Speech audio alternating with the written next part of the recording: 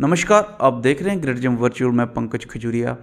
जम्मू कश्मीर के अंदर सियासत जो है हमेशा एक ऐसे मुकाम पे रही है, यहाँ कोई ना कोई पार्टी अपना दबदबा बनाने की कोशिश करती है। इन सब चीज़ों में बातचीत करेंगे प्रोविजनल प्रधान एनसी जम्मू से जो हैं एडवोकेट रतन लाल गुप्ता जी से। सर, सबसे पहले आपका हमारे चैनल में स्वागत है। Thank you very much. Sir, किस तरीके से देखते हैं जम्मू कश्मीर जो है वो यूटी तब्दील हो गई है? कहा तो जा रहा है कि इलेक्शन करवाएंगे और स्टेटहुड देंगे, तो आपको क्या लगता है कि कब तक स्टेटहुड आएगी या कब तक इलेक्शन आएगी? देखिए, ये बड़ी दुख की बात है कि जम्मू कश्मीर रियासत जो एक खुशहाल रियासत थी उसको यूटी में तब्दील किया गया। आप अगर पूरे भारत का इतिहास देखें तो शायद ही आपको ये पहली एग्जाम्पल नज़र आएगी। यहाँ स्टेट से यूटी बनाई गई। अमूमन यूटी से स्टेट बनती सुना है, लेकिन स्टेट से यूटी बनाना ये जम्मू कश्मीर के लोगों के साथ बहुत बड़ा एक भद्दा मजाक और बहुत ही नाजायज़ बात की गई। लोगों की परेशानियाँ इससे बड़ी हैं। कहाँ हमारी अपनी स्टेट होती थी, कहाँ हमारे जो बुज़ुर्ग थे, महाराजा हरि सिंह जोरावर सिंह जी ने जम्मू कश्मीर रियासत को कहाँ तिब्बत तक उन्होंने सरहदें बढ़ाई थी इसकी। लेकिन आज उस रियासत को जिन्होंने यूटी में तब्दील कर दिया, और फिर यूटी बनने के बाद आप देखिए हालत क्या हुई है जम्मू कश्मीर की। आज कोई सुनने वाला नहीं है। जितनी परेशानियाँ, जितनी दुविधाएँ, जितनी रियासत के अंदर लोगों की दिक्कतें आ रही हैं वो आपके सामने हैं। डेमोक्रेसी का नाम नहीं। हम तो कह रहे हैं कि भाई हिंदुस्तान जो है वो दुनिया की सबसे बड़ी डेमोक्रेसी है। आज जम्मू कश्मीर की हालत देखिए। इलेक्शन के लिए लोग कह रहे हैं कि इलेक्शन, हाँ जी, उसका इलेक्शन तक करवाने के लिए तैयार नहीं हो रहे हैं। और हम जब ये प्रधानमंत्री जी ने अपोजिशन लीडरों को वहाँ बुलाया, सबकी यही डिमांड थी कि पहले हमें स्टेटहुड दीजिए, रियासत का जो हमारा एक दर्जा था उसको वापस कीजिए। लेकिन अभी तक वो नहीं इन्होंने किया है।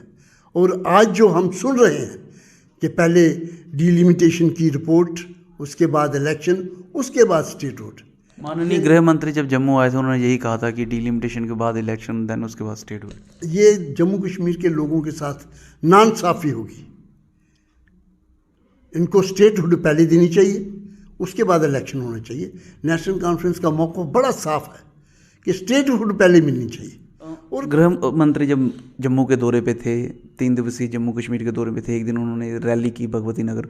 उन्होंने कहा कि जम्मू के साथ डिस्क्रिमिनेशन जो है वो भी ख़त्म हो चुका है। Being a Jammu provisional president NC, आप इस स्टेटमेंट को कैसे देखते हैं? नेशनल कॉन्फ्रेंस ने हमेशा जम्मू कश्मीर और लद्दाख तीनों खित्तों की मसावी तरक्की की बात की है। और अपने दौर में नेशनल कॉन्फ्रेंस ही एक वाहिद पार्टी है जिसने जम्मू की तरफ ज़्यादा तवज्जो दी है। आप मुझे बताइए, इस वक्त 5 यहाँ पुल हैं, वो किसने बनाए? नेशनल कॉन्फ्रेंस ने बनाए। उसकी नेशनल कॉन्फ्रेंस की दौरे हुकूमत में 5 के 5 पुल बने हैं। ये मेडिकल कॉलेज किसने बनाया? ये जम्मू यूनिवर्सिटी किसने बनाई? ये सेंट्रल यूनिवर्सिटी किसने लाई? जम्मू कश्मीर के अंदर 5 मेडिकल कॉलेज किसने दिए? 33 हमारे डिग्री कॉलेज किसने दिए? जो एडमिनिस्ट्रेटिव यूनिट्स से तहसीलें, नायबतें और ब्लॉक्स, ये लोगों के घर तक एडमिनिस्ट्रेशन को पहुंचाया, ये किसने पहुंचाया? ये नेशनल कॉन्फ्रेंस थी। आज ये कह रहे हैं कि भाई नेशनल कॉन्फ्रेंस ने कहा नहीं कुछ और किया कुछ नहीं है। मैं समझता हूँ ये नाइंसाफ़ी, ये ऐसी बातें करने, लोगों के जख्मों पे नमक छिड़कने वाली बात है। जिस ढंग से ये क्या है, मुझे आप बताइए, होम मिनिस्टर साहब यहाँ स्टेटमेंट दे के गए हैं, वो क्या दे के गए हैं जम्मू कश्मीर को? स्टेट से यूटी बनाया इन्होंने, ये हमारे लिए किया इन्होंने, जम्मू के लिए ये किया इन्होंने, रियासत के लिए ये, जम्मू और कश्मीर के लिए ये किया कि भाई हमारी स्टेट थी, पावर थी हमारी, यहाँ असेंबली थी हमारी, सब तोड़ ताड़ के आज कह रहे हैं कि भाई यूटी बना के और हमें बता रहे हैं दिल्ली में बैठे हुए ये हुकूमत चलाएंगे जम्मू कश्मीर की। आप अंदाज़ा लगाइए, आप एक माने हुए जर्नलिस्ट हैं, यहाँ किस किस्म की हुकूमत चल रही है? कोई सुनने वाला है यहाँ? जो पानी, बिजली, मेडिकल की सुविधा, सड़कों की हालत आप देख लीजिए। मुझे एक कोई वर्ग बता दीजिए जम्मू कश्मीर के अंदर जो इस वक्त कह सकता है कि इस हुकूमत से हम खुश हैं। या इस हुकूमत ने बहुत अच्छे काम किए हैं, यह हुकूमत ये हमारे लिए कोई काम कर रही है। कि इस किस्म की बातें करके ये हमें लोगों को भड़काने की कोशिश कर रहे हैं, लोगों को मिसलीड कर रहे हैं ये लोग कि हम जम्मू के लिए ये क्या कर रहे हैं, कश्मीर के लिए ये कर रहे हैं। मुझे बताइए टूरिज़्म का क्या हो रहा है जम्मू के अंदर? कितना इन्होंने टूरिज़्म पिछले 6 साल से 7 साल से हुकूमत की, 2014 के बाद जम्मू के अंदर टूरिज़्म का क्या किया इन्होंने? बैड से वर्ष हालत हो गई है। हमारे दुकानदारों की हालत देखिए। अभी पिछले दिनों ट्रेडर्स ने बंद किया है, जम्मू बंद रखा था, लोगों ने वॉलंटरी तौर पे, लोगों के दिल जल रहे हैं, ज्वालामुखी उनके दिलों में बहा कि ये सरकार कर क्या रही है, हमें किस तरफ ले जा रही है। आप जम्मू जम्मू जम्मू जम्मू की बात कर रहे हैं, किस जम्मू की बात कर रहे हैं आप? जम्मू के लिए किया क्या है मुझे आप बता दीजिए। ये आप झील जिसका प्रोजेक्ट हमने चलाया था, आज बिल्कुल तभी की हालत देखिए आप। पूरे इस जम्मू का जो मलबा है वो तभी के अंदर जा रहा है। ये आप तभी का फेस बना रहे हैं। बैंक्स जो इसके किनारे हैं, आप कहते हैं जी हम तो इसको सुर की एक नई शक्ल देंगे। क्या शक्ल दे रहे हैं ये? कहाँ गई वो झील? ये बात कहने की बड़ी बातें हैं। तो आज मुझे एक बात बता दीजिए, जो होम मिनिस्टर साहब होम मिनिस्ट्री हमें बताए कि सेंट्रल स्पॉन्सर स्कीमें, अभी इनके 70 मिनिस्टर होके गए हैं यहाँ पे, उनका कहना है कि 20%, 15%, आज 2/3 साल बीत गया है, इस साल का 8 महीने बीत गए हैं। मुझे बताइए कितना काम हुआ है? सेंट्रल स्पॉन्सर स्कीमों का क्या काम हुआ है?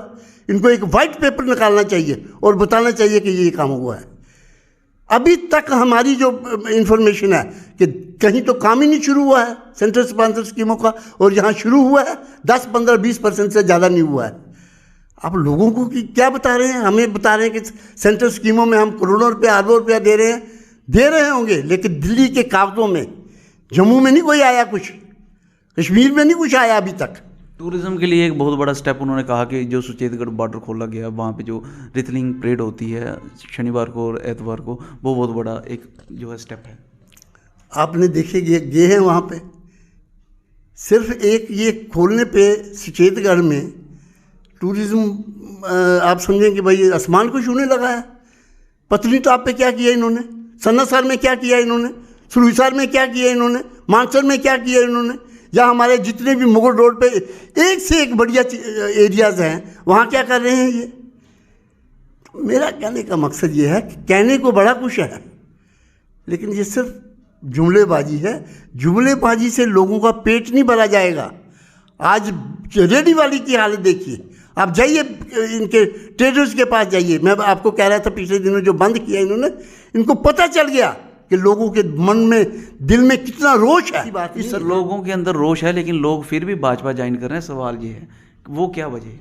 देखिए, हुक्मरान पार्टी अमूमन लोगों का रुख होता है कि कोई वहाँ जाके कुछ बेनिफिट लेंगे या कोई सिस्टम करेंगे हम, तो वो आम होती है। ये तो है कि इसमें भाजपा की बात नहीं है। ये जब भी कोई हुक्मरान पार्टी, हुकूमत वाली पार्टी होती है, उसकी तरफ रुजू करते हैं कई, लेकिन ज़्यादा देर वहाँ टिकते नहीं, क्योंकि वहाँ कोई उनको इज़्ज़त मान सम्मान देने वाला कोई नहीं होता।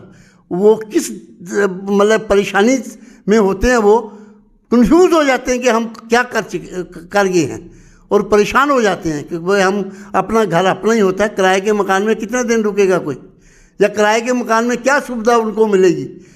बैठने के लिए इनको कुर्सी नहीं देते किराए के मकान में। तो ये तो बात है, ठीक है, लेकिन उनको मुबारक है, डेमोक्रेसी है हिंदुस्तान के अंदर, दुनिया की सबसे बड़ी डेमोक्रेसी है। हर आदमी को हक है कि वो अपनी विचारधारा के साथ जहाँ जाए, कोई बात नहीं है। बाबा कौम ने, शेर कश्मीर ने कहा था, सरदारी अवाम का हक है, हुकूमत जो है वो लोगों की होनी चाहिए। लेकिन बदकिस्मती हमारी ये है कि जम्मू कश्मीर में ये जो आजकल सिस्टम चल रहा है, इसमें लोगों का कहीं नाम और निशान नहीं नज़र आ रहा है। हुकूमत तो है, लेकिन लोगों की नहीं है। आज लोग जिस तरह से परेशान हैं, किसको बताएं? सुनने वाला कोई नहीं। ओलावृष्टि हुई, किसानों की जो बासमती है बिशना आरएसपुरा वाले इलाके में, वो ख़त्म हो गई, और अभी तक किसी प्रकार का मुआवजा जो है घोषित नहीं किया गया या नहीं मिला। क्या कहेंगे इस पर? इसमें कोई शक नहीं है कि आज, मैंने पहले भी कहा कि भाई जम्मू कश्मीर के अंदर हर वर्ग जो है, चाहे वो ट्रेडर है, चाहे बिजनेसमैन है, चाहे इंडस्ट्रिस्ट है, चाहे अनएम्प्लॉयड यूथ है, चाहे नौजवान बच्चे हैं, चाहे किसान है, चाहे मजदूर है, चाहे लेबर है, मतलब कोई वर्ग। औरतों की हालत देखिए, गैस जो 400 450 का आपको गैस का सिलेंडर मिलता था, आज 1000 से ऊपर चल रहा है। पेट्रोल कम हो गया। नहीं, पेट्रोल कम किया, क्या किया? हम तो एक्सपेक्ट कर रहे थे 50 के इर्द गिर्द। हमारी तो डिमांड है कि पेट्रोल पे जीएसटी लगाइए। अगर पेट्रोल और डीजल पे जीएसटी लगे तो पेट्रोल की कीमत 50 के इर्द गिर्द आएगी और डीजल की कीमत 35 और 40 के बीच में आएगी। क्यों निकालेंगे?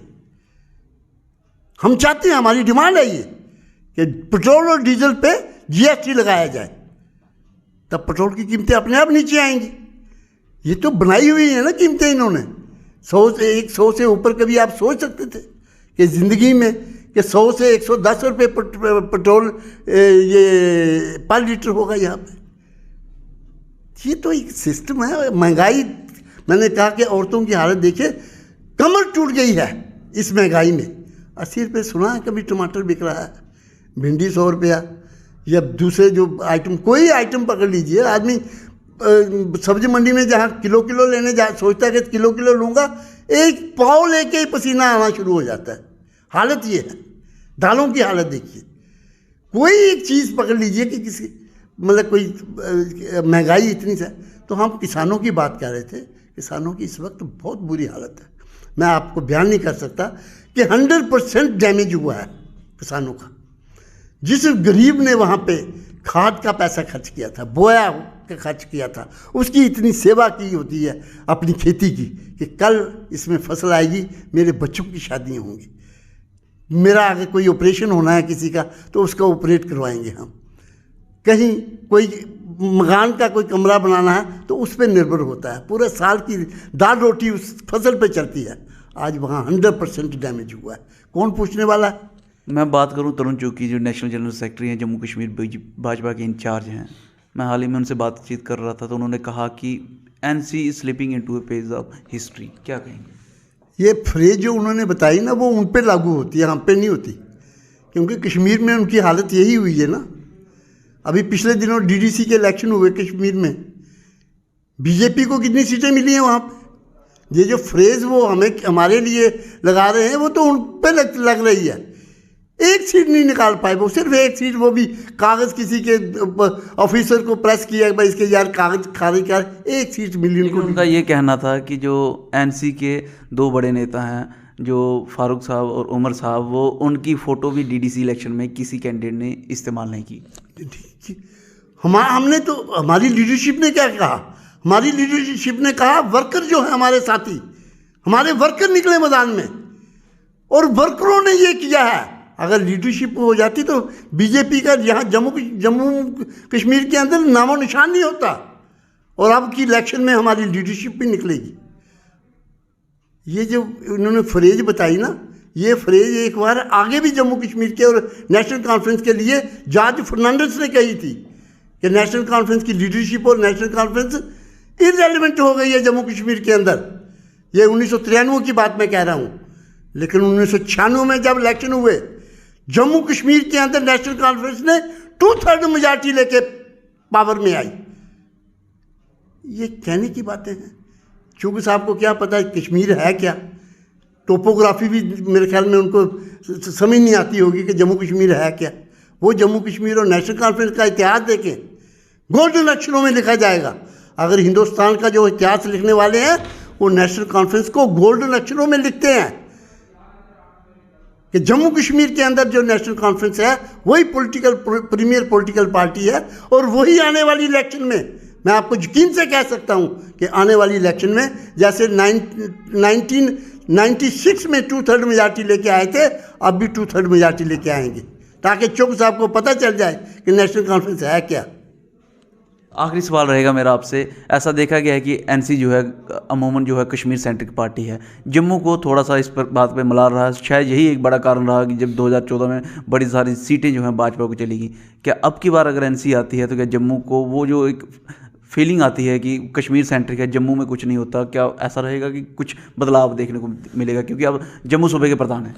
देखिए, जम्मू कश्मीर के अंदर फिर मैं वही बात कहूँगा कि हमने 2/3 मेजॉरिटी 1996 में ली थी। और उस वक्त जम्मू सूबे के अंदर 13 सीटें नेशनल कॉन्फ्रेंस ने जीती थी और 3 एमएलए जो दूसरी पार्टी के थे वो भी नेशनल कॉन्फ्रेंस में शामिल हो गए थे। जम्मू सूबे के अंदर नेशनल कॉन्फ्रेंस के 16 मेंबर ये एमएलए थे नेशनल का। अभी हमारा कोई इस वक्त भी आज की डेट में रामबन की जो म्यूनसिपल वहाँ कॉरपोरेशन है, ये डीडीसी की जो चेयरपर्सन है वो हमारी है। किश्तवाड़ की डीडीसी की चेयरपर्सन हमारी है। रजौरी का चेयरमैन जो है डीडीसी का हमारा है। नेशनल कॉन्फ्रेंस कहाँ गई हुई है? किश्तवाड़ के अंदर तो उनका था ना एमएलए, मिनिस्टर था, क्या किया उसने? नेशनल कॉन्फ्रेंस की चेयरपर्सन है वहाँ पे डीडीसी की। रामबन में थे यार आप, तो रामबन में किसका एमएलए था? बीजेपी का था ना। और चेयरपर्सन डीडीसी का कौन है? ये पर्सन नेशनल कॉन्फ्रेंस की रजौरी के अंदर। मतलब ये तो ख्वाबों की दुनिया में रह रहे हैं। हम इतने एमएलए लेंगे कहाँ से? आप मुझे बताइए।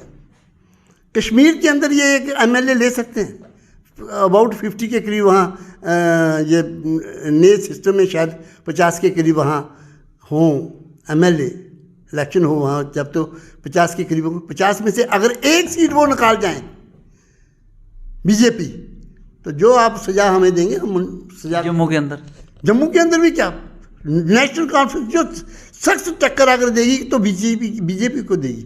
मुकाबला हमारा तो बीजेपी के साथ है। और हम बताएंगे आपको कि जम्मू के अंदर इस बार मैक्सिमम सीटें जो है नेशनल कॉन्फ्रेंस को मिलने वाली है। ये ख्वाबों की दुनिया में रह रहे हैं, डे ड्रीमिंग ले रहे हैं। हमारा चीफ मिनिस्टर होगा, एक भी जाता है हमारा चीफ मिनिस्टर। और लोगे कहाँ से, बनाओगे कैसे, वो मुझे बताइए ना। कोई ये जो अर्थमेटिक तरीके से कोई सिस्टम से मुझे बताइए कि भाई किस ढंग से वो चीफ मिनिस्टर बनाने जा रहे हैं। माननीय गृह मंत्री ने तो ये भी कह दिया कि चीफ मिनिस्टर भी पहाड़ी भी हो सकता है। और रिजर्वेशन की बात की तो पहाड़ी और गुज्जर समुदाय को उन्होंने बोला कि रिजर्वेशन मिली। देखिए मैं पहले यही कह रहा हूँ ना कि मुझे आज अमित शाह जी भी कह रहे हैं कि वो होगा या ये होगा कैसे? अब मुझे एक सेटिस्फाई बता दीजिए ना कि भाई 50 सीटें तो आपकी पहले 0 हैं।